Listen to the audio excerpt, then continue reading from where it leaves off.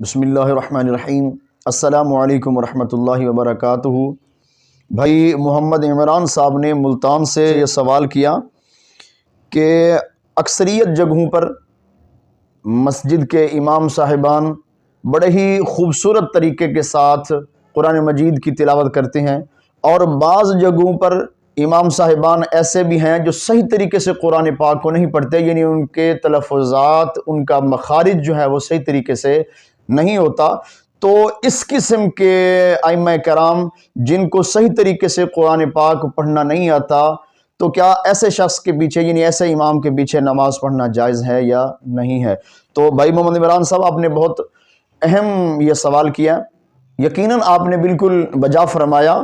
کافی ساری مساجد کے اندر ائمہ کرام ایسے ہیں جو صحیح طریقے سے قرآن پاک نہیں پڑھ سکتے، ان کو مسائل ضروریہ بھی نہیں آتے، یعنی وضو کے مسائل، غسل کے مسائل، نماز کے فرائض کے حوالے سے، ان کے واجبات کے حوالے سے، قرأت کے حوالے سے، اور امامت کے فرائض کے حوالے سے یہ مسائل ضروریہ انہیں نہیں آتے، اور تلاوت کے حوالے سے تو یقیناً ایسے بھی ائمہ کرام موجود ہیں جن کو صحیح طریقے سے قرآن پاک پڑھنا بھی نہیں آتا۔ تو آپ نے جو بات پوچھی ہے، میں اس کو علماء کے فتاوی جات اور ان کے فرامین کے حوالہ سے میں آپ سے یہ بات عرض کروں گا کہ علماء نے فرمایا کہ امام کا مسائل ضروریہ کا جاننا بے حد ضروری ہے۔ اور رہا قرأت کے حوالے سے، دو طریقوں سے قرآن پاک پڑھا جاتا ہے، ویسے تو اور بھی طریقوں سے پڑھا جاتا ہے قرأت کے اندر، لیکن جو بات آپ نے عرض کی ہے میں اس حوالے سے عرض کر رہا ہوں۔ ایک طریقہ کار ہے قرآن مجید فرقان حمید کو پڑھنے کا مجہول طریقہ کار، مجہول طریقہ، اور دوسرا ہے معروف طریقہ۔ قرآن کو پڑھنے کا ایک طریقہ معروف قرآن پاک پڑھنا، اور دوسرا ہے مجہول قرآن پاک پڑھنا۔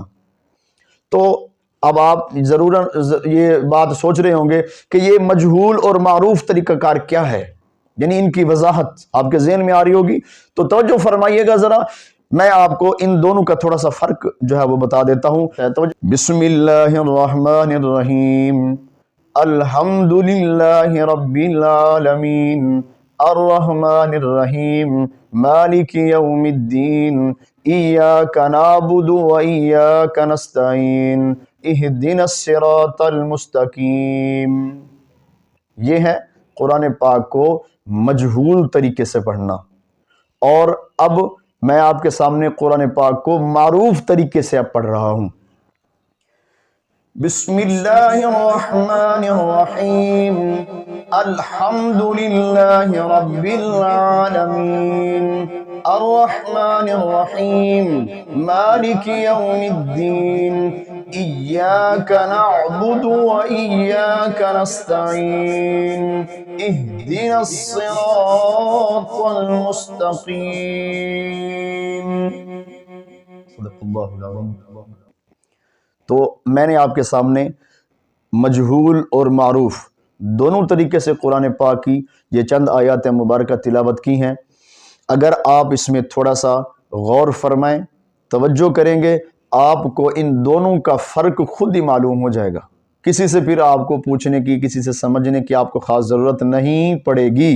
اب جو آپ نے مسئلہ پوچھا کہ جو امام صاحب مجہول طریقے سے قرآن پاک پڑھتے ہیں، کیا ان کے پیچھے نماز پڑھنا جائز ہے کہ نہیں ہے؟ تو علماء اور مفتیان اعظام کا جو فرمان اور جو فتویٰ ہے وہ یہ ہے کہ وہ امام صاحب جو قرآن پاک کو مجہول طریقے سے پڑھتے ہوں، یعنی کہ الف اور عین میں کوئی فرق نہ ہو، ہا اور ہا میں کوئی فرق نہ ہو، قاف اور کاف میں کوئی فرق نہ ہو، سین اور صاد میں کوئی فرق نہ ہو، تا اور طا میں کوئی فرق ہی کوئی نہ ہو، وہ تمام حروف کو ایک ہی طرز میں، ایک ہی آواز میں، ایک ہی انداز میں اگر وہ پڑھے جا رہے ہیں، یعنی مجہول طریقے سے اگر وہ قرآن پاک کو پڑھنے والے ہیں، تو ایسا امام جو قرآن پاک کو مجہول طریقے سے پڑھے، اس امام کے پیچھے نماز جائز نہیں ہے۔ اور اگر کسی نے اس امام کے پیچھے نماز اگر ادا کی ہے تو وہ نماز بھی واجب الاعادہ ہوگی، یعنی کہ وہ نماز دوبارہ سے ادا کی جائے گی۔